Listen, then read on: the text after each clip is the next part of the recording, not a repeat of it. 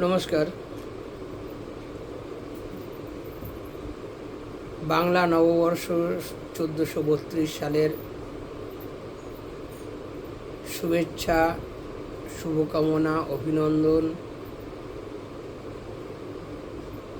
এগুলো সব আমার তরফ থেকে রইল, আর মায়ের তরফ থেকে রইল সবার জন্য আশীর্বাদ।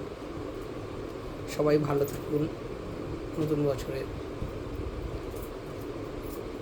আমার শরীর এই মুহূর্তে ভালো নেই, চোখ মুখ থেকে বুঝতে পারছেন। আমি অনেক দিন ভিডিওতে আসিও নি, এই জন্য না, এমন কিছু গুরুতর কিছু নয়। আমার এই শ্বাসকষ্টের প্রবলেমের জন্য আমি একটু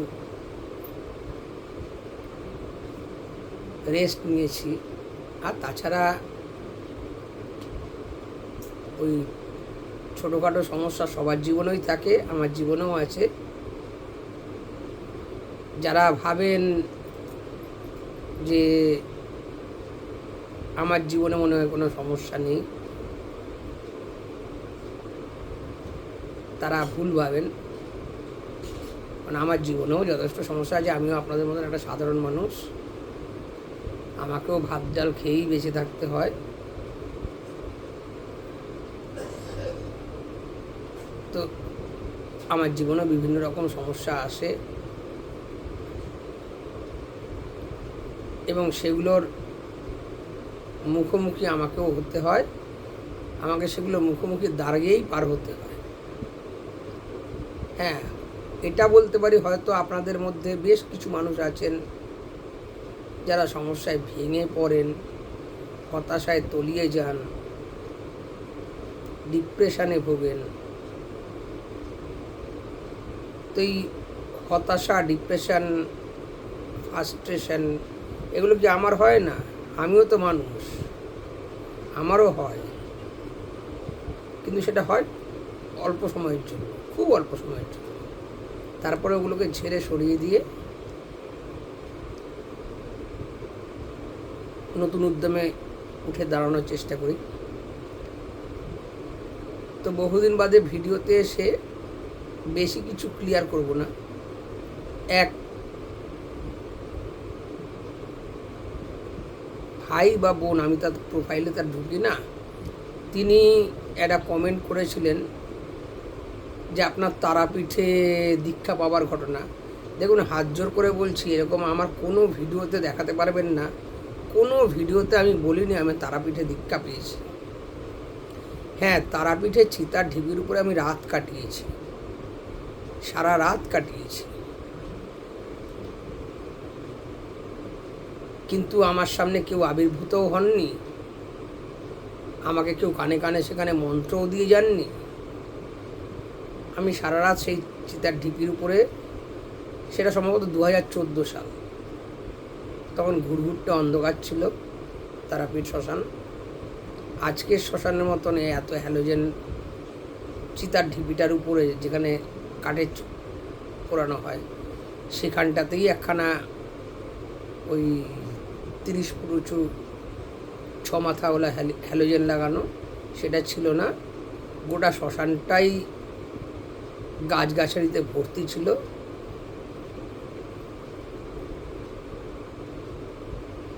এবং সেই সময়ে আমি যখন, সেটা সম্ভবত আমার দ্বিতীয়বার তারাপীঠ যাওয়া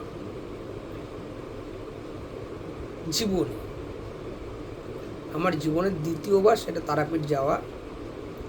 এবং সেখানে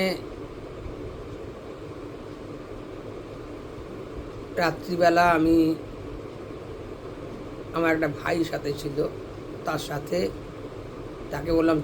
তাকেই বলেছিলাম, ভাইটাই আমাকে নিয়ে গেছিল। তো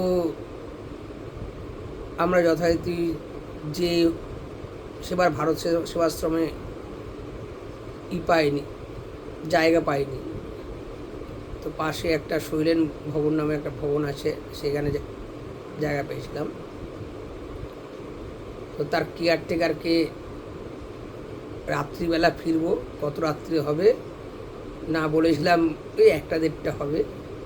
তো সে 50 টাকা বেশি চেয়েছিল, তাকে সেটা দিতে রাজি হয়ে আমরা বেরিয়েছিলাম রাত্রির 10টা নাগাদ।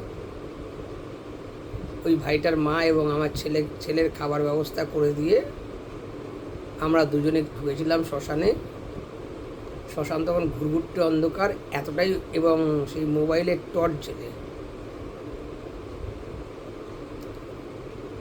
যেতে হয়েছিল। এবং আমি সেই চিতার ঢিপির উপরে উঠে বসেছিলাম। তো ওই ভাইটার সাহস হয়নি, সে চিতার ঢিপির উপরে ওঠেনি। সেই চিতার ঢিপির পেছন দিকে দেখবেন একটা ঘাট আছে, ধাপে ধাপে একটা সিঁড়ির মতন করা আছে, ওইখানটাতে গিয়ে বসেছিল। আমি চিতার ঢিপির উপর উঠে একদম সরাসরি ওই চিতার যে গর্তটা করা ছিল ওই গর্তের পাশেই মানে আসন পেতে বসে পড়েছিলাম।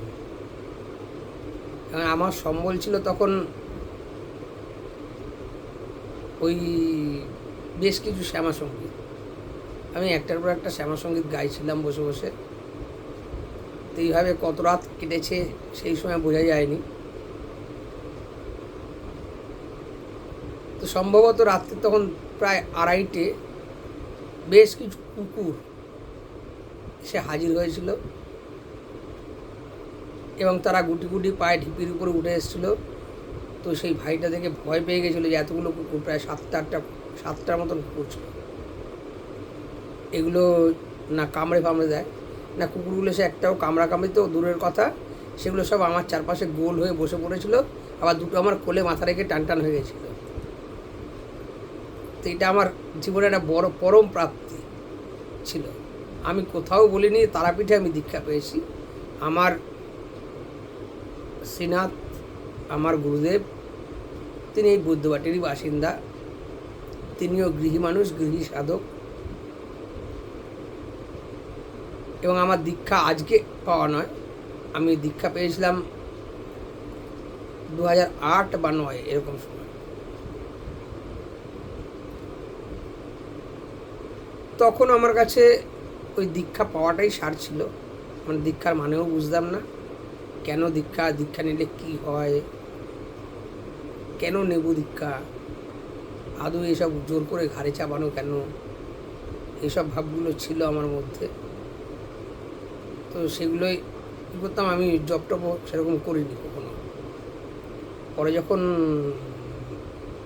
জীবনের বিপর্যয় ঘটতে শুরু হয় তখন বাধ্য হয়ে ওই মানুষ যখন সমুদ্রে পড়ে তখন খড়কুটো আঁকড়ে ধরেও বাঁচতে চায়। তো আমি তখন খড়কুটোর মতন ওই আমার পাওয়া ইষ্টমন্ত্রটাকেই আঁকড়ে ধরে বাঁচতে চেয়েছিলাম, এবং সেই ইষ্টমন্ত্রই আজকে আমাকে পারে এনে ফেলেছেন। যাই হোক, তো এরকম গল্প বললে তো শুধু হয় না, মানে লোকে চায় অলৌকিক কিছু জীবনে ঘটেছে নাকি, অলৌকিক কিছু ঘটছে নাকি, ঘটেছে বা ঘটবে বা ঘটতে পারে এরকম সম্ভাবনা, এসব মানুষ একটু বেশি এখনকার দিনে পছন্দ করেন। মানে এসব অদ্ভুত করে জিনিস বলবো তন্ত্র নিয়ে। হ্যাঁ, কিছু মানুষ আমি দেখি, আপনাদের মতন আমিও রিলস দেখি। তো কিছু মানুষ তন্ত্র নিয়ে অদ্ভুত করে কিছু, মানে সায়েন্টিস্ট বলবো না, লেখকরা, বিজ্ঞান মনস্ক লেখকরা, তারা সায়েন্স ফিকশন লেখেন, যেটাকে আমরা কল্পবিজ্ঞান বলি। কল্পবিজ্ঞানের গল্প অদৃশ বর্ধন, জুলে ভার্ন, H.G. ওয়েলস, আপনারা নাম শুনেছেন নিশ্চয়ই, শীর্ষেন্দু মুখোপাধ্যায়, এনারা প্রচুর লিখেছেন, প্রেমেন্দ্র মিত্র প্রচুর লিখেছেন। তো এখন রিসেন্ট একটা ট্রেন্ড শুরু হয়েছে, সেটা হচ্ছে তন্ত্র ফিকশন। মানে সায়েন্স ফিকশানে যেমন বিজ্ঞান কত দূর এগোতে পারে একটা কল্পনা, এবং ভেবে দেখুন যে সায়েন্স ফিকশানের সেই H.G. ওয়েলস বা জুলে ভার্ন ইভেন সত্যজিৎ রায় পর্যন্ত, প্রফেসর শঙ্কুর যে গল্পগুলো, বেশ কিছু কল্পনা তাদের কিন্তু বর্তমানে সত্যি হয়েছে। আপনারা শুনলে আশ্চর্য হবেন, প্রফেসর শঙ্কুর গল্পে সত্যজিৎ রায় একটা কাকের গল্প লিখেছিলেন, যার নাম ছিল করভাস। অত্যন্ত বুদ্ধিমান কাক ছিল সেটা। সে কথা না বলতে পারলেও সে আদার সমস্ত কাজ করতে পারত। ঠিক সেরকমই একটি কাকের সন্ধান পাওয়া গেছে রাশিয়াতে। সে কাকটি অঙ্ক করতে পারে এবং বেশ কিছু প্রশ্নের উত্তর দিয়ে দিতে পারে, ওই ঠোঁটে চক ধরে লিখে দিতে পারে। এখন যেটা শুরু হয়েছে সেটা হচ্ছে তন্ত্র নিয়ে ফিকশন। মানে তন্ত্র জিনিসটা, যেটার মূল বক্তব্য যে আমরা সাধারণ জীব, এই জীব থেকে কীভাবে শিবত্ব লাভ করি, সেইটাই তন্ত্রের মূল প্রতিপাদ্য বিষয়। কিন্তু আমাদের মধ্যে ম্যাক্সিমাম হয় না, আমরা ওই প্রতিপাদ্য বিষয়টা ছেড়ে, মানে দেখবেন অনেকে আছেন সিঙ্গারা কিনলেন, তো সিঙ্গারার ওই খোলসটা ছেড়ে ভেতরে আলুর পুরটা খেতে ভালোবাসেন। আবার কেউ কেউ আলুর পুরটা ফেলে দিয়ে সিঙ্গারার খোলসটা খেতে ভালোবাসে। তো আমাদের মধ্যে লেখকরা লিখছেন, লেখকদের ধর্মই কল্পনা করা। আমি লেখকদের কোনো দোষ দেব না, কারণ লেখকরা কল্পনাস্ত্রয়ী হবেন। লেখকরা সেই কল্পনার সঙ্গে কিছুটা নিজস্ব মানে বাস্তবতার মিশেল ঘটাবেন, ঘটিয়ে তারা এক একটা গল্প লিখবেন এবং সেই গল্পগুলো নিয়ে ওয়েব সিরিজ হতে পারে, সিনেমা হতে পারে, হরর ফিল্ম হতে পারে। কিন্তু তা বলে কি সেই লেখকের মানে যার তারা যেটা লিখছেন সেটা সবটাই সত্যি, মানে এরকম হয়?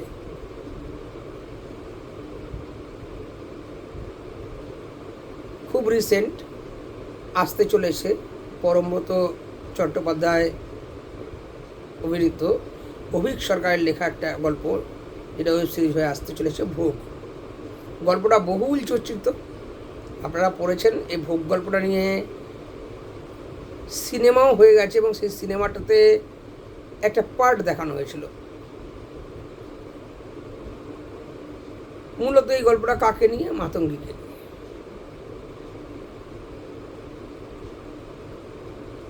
এবং মাতঙ্গী দশ মহাবিদ্যার অন্যতম দেবী, মানে অন্যতম রূপ, দেবী বলা ভুল, অন্যতম রূপ। মাতঙ্গীকে উচ্ছিষ্ট চণ্ডালিনীও বলা হয়। এবং উচ্ছিষ্ট চণ্ডালিনী কেন বলা হয় এটার খোঁজ করার চাইতে বেশি হয়ে গেছে চণ্ডালিনী নামটাতে এবং উচ্ছিষ্ট ব্যাপারটাতে। মানে চণ্ডালিনী মানে সে নোংরা কাপড় চোপড় পরে থাকবে, আর উচ্ছিষ্ট মানে সে উচ্ছিষ্ট ভোগী হবে, উচ্ছিষ্ট হয়। ভাবুন একবার, মানে কনসেপ্ট কত দূর দৌড়লে, মানে অ্যাডভান্স কনসেপ্ট হয়ে গেলে এরকম ভাবা যায়। এবং বেশ কিছু তান্ত্রিকেরও তাই ধারণা যে উচ্ছিষ্ট চণ্ডালিনী যখন তাকে নিজের মুখের উচ্ছিষ্ট দিয়ে ভোগ দিতে হবে। আমি আশ্চর্য হয়ে যাই যখন ঠাকুরমশাইরা পুজো করেন এবং পুজো শেষে নির্মাল্যবাসিনীর পুজো করেন, বিসর্জনের পর নির্মাল্যবাসিনীর পুজো করেন। অর্থাৎ ওই যে পুজো করা যে ফুল, সেই ফুল দিয়েই নির্মাল্যবাসিনীর পুজো করেন। কার পুজো করেন? ওই ফুলগুলোও তো উৎসর্গ করা হয়ে গেছে, উচ্ছিষ্ট। ওই ফুল দিয়ে যে নির্মাল্যবাসিনীর পুজো করছেন, সেই নির্মাল্যবাসিনীটা কে? ওই যে শক্তির আরাধনা করেছেন সেই শক্তিরই আরেকটা রূপ ওটা।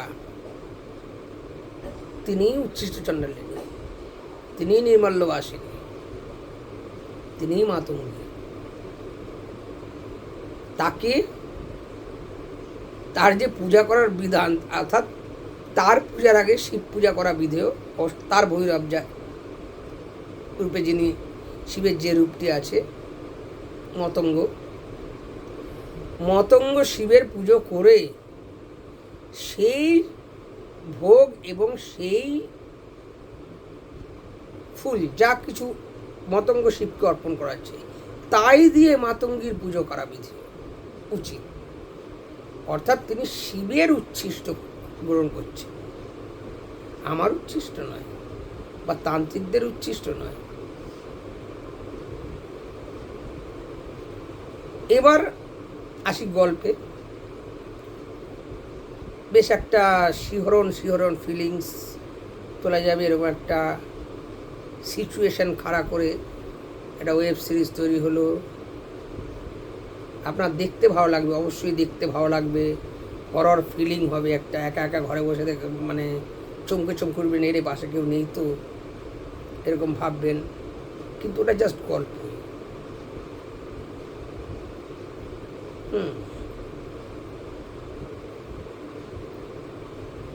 যেমন ওই যে একটা সিনেমা বেরিয়েছিল না, Pushpa the rules, Pushpa the rice,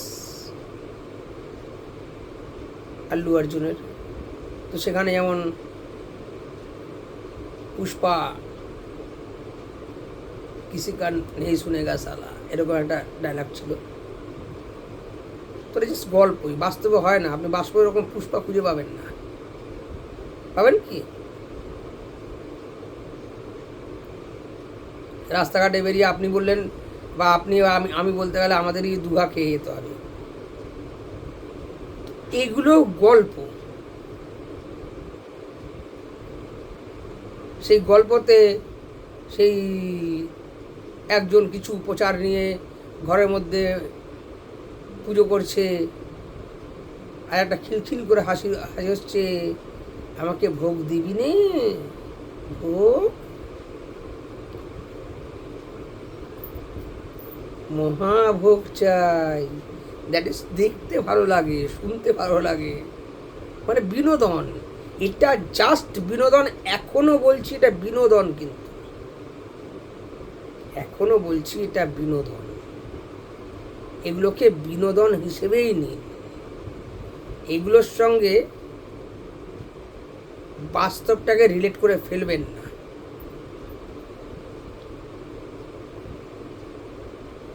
অভিনেতা এবং লেখক এবং স্ক্রিপ্ট রাইটার, ডিরেক্টর, এরা মানুষকে বিনোদন দেওয়ার জন্য এই তন্ত্রাশ্রয়ী কিছু গল্প নিয়ে, অবশ্যই লেখক কিছু তান্ত্রিকের কাছ থেকে কিছু তথ্য সংগ্রহ করেছেন, 100 বার বলবো, কিন্তু উনি যা তথ্য সংগ্রহ করেছেন তার সব তো আবার দিতে পারেন না, সব দিয়ে তো আবার গল্প বানাতে পারেন না, কারণ তন্ত্র গুরুমুখী বিদ্যা। এবার ওনার মনে হয়েছে উনি একটা হরর গল্প লিখবেন, ভয়ের গল্প লিখবেন। তো ভয়ের গল্প উনি একটা তৈরি করেছেন। অবশ্যই গল্পটা উপভোগ্য, আমিও পড়েছি গল্পটা লেখাতেও পড়েছি। যে সিনেমাটা হয়েছিল নামটা ভুলে যাচ্ছি, সেখানেও পড়েছি। যেমন উনি এই অভিষেক মহাশয়, উনি তার অনেকগুলো গল্পেরই কৃষ্ণানন্দ আগমবাগীশকে হাজির করেছেন।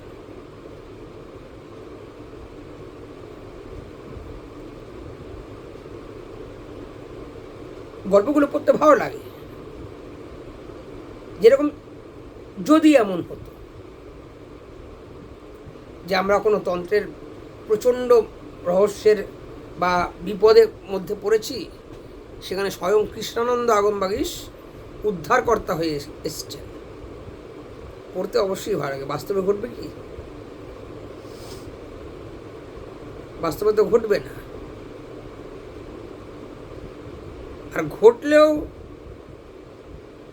মানে হয়তো খুব উচ্চস্তরে মহাত্মার সাথে এরকম করতে পারে যে তাকে এসে কৃষ্ণানন্দ অগমাগীশ মহাশয় সূক্ষ্ম শরীরে বা স্থূল শরীরে ধারণ করে তাকে দেখা দিয়ে গেছে। তো গল্পকে গল্পের মতন রাখুন, তাকে সেইভাবেই উপভোগ করুন, বিনোদনের পর্যায়ে রাখুন। আর আমি বারবারই বলছি, আমি কোনো তারাপীঠ থেকে দীক্ষা পাইনি। আগেও ভিডিও দেখে নিন, আগের ভিডিওগুলোতেও আমার একই কথা বলা আছে। যদি পারেন সবকটা ভিডিও দেখুন, দেখে একটা ভিডিওতেও যদি পান যে আমি বলেছি আমি তারাপীঠ থেকে দীক্ষা পেয়েছি, তাহলে আমাকে সেই ভিডিওর অংশটুকু কাট করে আমাকে কমেন্ট বক্সে পাঠিয়ে দিন যে আপনি এখানে বলেছেন। আমি কোথাও বলিনি যে আমি তারাপীঠে দীক্ষা পেয়েছি, কারণ আমি বলেছি জনৈক বাবা, জনৈক বাবাজি বলেছেন তিনি তারাপীঠের ওই চিতা শ্মশানের উপরে বসেছিলেন, হঠাৎ মাঝে ধারাম করে একটা আওয়াজ হলো, তারপর তিনি তার সামনে দেখলেন বিরাট এক পুরুষ দাঁড়িয়ে রয়েছে, তিনি তাকে একটা মন্ত্র জপ করতে বললেন। তারপর তিনি বুঝলেন তাকে বামদেব স্বয়ং এসে দীক্ষা দিয়ে গেছে। না দাদা, আমার সাথে এরকম ঘটেনি, আমার সাথে ঘটেনি। হ্যাঁ, কিন্তু সেই রাত্রিটায় আমি যে একটা অদ্ভুত আনন্দ লাভ করেছিলাম সেটা ভাগ করে নেওয়া যায় না। সারা রাত সেখানে ছিলাম। ওই মায়ের আরতির একটু আগে সেখান থেকে উঠে মুন্ডুমালিনী তলায় গেছি, সেখানেও আরও ঘন্টাখানেক ছিলাম। তারপরে হোটেলে ঘরে ফিরে এসেছি, জামা প্যান্ট পাল্টেছি, হাত পা ধুয়েছি, ভোরবেলা ট্রেন ধরতে হবে, ব্যাক করেছি।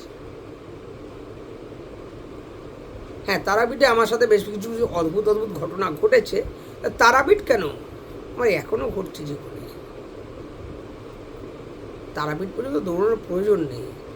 এই যে আপনার সামনে আমি বসে আছি না, এই এখনও আমার জীবনে অদ্ভুত অদ্ভুত ঘটনা তো ঘটে চলেছে। যেমন আজকে আমার কোনো ভিডিও করার ইচ্ছে ছিল না, শরীর ভালো নেই, জোর করে আমাকে ভিডিও করতে বসিয়ে দেওয়া হলো। এটা একটা অদ্ভুত ঘটনা। তারপরে একটা অদ্ভুত ঘটনা, যেটা ওই যে আপনারা বলি না, আপনারা অলৌকিকতার সন্ধানে খোঁজেন, অলৌকিক কোথায় কি আছে। আমার হাজারবার বলেছি যে আমার না আছে কোনো ওই তন্ত্রক্রিয়ার বিজনেস, না আছে কোনো সবার সমস্যার সমাধান করা হয় এই টাইপের কিছু, না আছে গোটা 50 ঘর যজমান যে আজকে এর বাড়িতে সত্যনারায়ণ পুজো, কালকে ওর বাড়িতে এই পুজো। কারণ বাইরের পুজো আমি ছেড়েই দিয়েছি, এখন আর করি না, আমার শরীরে কুলোয় না, আমি পারি না। না আছে এই গতকাল পয়লা বৈশাখ হলো, দোকানে গিয়ে ওই ফুল ছিটিয়ে গাং গণপতায় নামা, লক্ষ্মী দেব্যই নামা পরে পুজো করে রোজগার কিছুই নেই। তারপরেও না আমি এখনও দিব্যি বেঁচে আছি, আপনাদের সামনে বসে কথা বলছি। আমার মন্দিরে, মানে আমার মন্দিরে বলবো না, এই মায়ের এই ঘরে ওই সকাল সন্ধে ঘণ্টা পিটিয়ে আরতি নেই। সকালবেলা বাল্যভোগ, দুপুরবেলা মধ্যাহ্নভোগ, বিকেলবেলা শীতল ভোগ, এসবের বালাই নেই। ওই কোনো মতে যখন উঠতে পারি তাকে একটু একটা প্রদীপ জ্বালাই, একটা দুটো ধূপকাঠি জ্বলাই,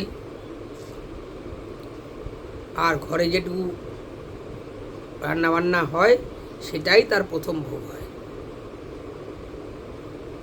আমি কিন্তু এখনও বেঁচে আছি, টিল নাও।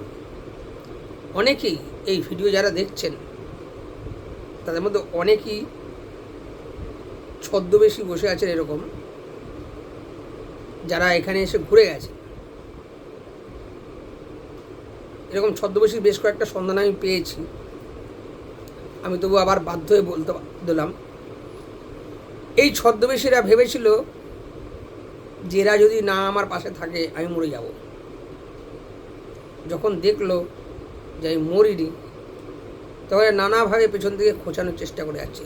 এই ছদ্মবেশীদের উদ্দেশ্যে একটা বার্তা আমি এখানে দিতে চাই। গতকাল একদিন ছদ্মবেশী কেন বলছি বলুন তো, ফেক প্রোফাইল করে, মানে নিজেদের নামটা সামনে দেওয়ার সাহস নেই। আপনারা যেমন বলতে পারেন এখানে দাদা আপনার নামটা কোথায় আছে, দেখুন মায়ের কথা সুমন লেখা আছে, সুমন আমার নাম, টাইটেল আমার গৌতম, আমার ফেসবুক প্রোফাইলে যান পরিষ্কার দেওয়া আছে মাতৃমন্দির সুমন গৌতম, মাতৃমন্দির এই বাড়িটার নাম, সুমন গৌতম আমার নাম। তো ছদ্মবেশী কেন বলি এদের, না এদের নিজস্ব নামে, নিজের নামে প্রোফাইল করার ক্ষমতা নেই, মানে এরা নিজের মুখটাকে দেখাতে সাহস পায় না, কারণ আয়নার সামনে দাঁড়ালে তো নিজের মানে নিজের মুখটাই দেখবে, আর আয়নার সামনে দাঁড়ালে শয়তানের মুখটাই দেখবে, তাই না? তো এরা নিজের মুখটা দেখাতে সাহস পায় না। এদের কয়েকজন আমাকে, একজন দুজন বলবো না, বেশ কয়েকজন আছে আমাকে আগেও মন্তব্য করেছে,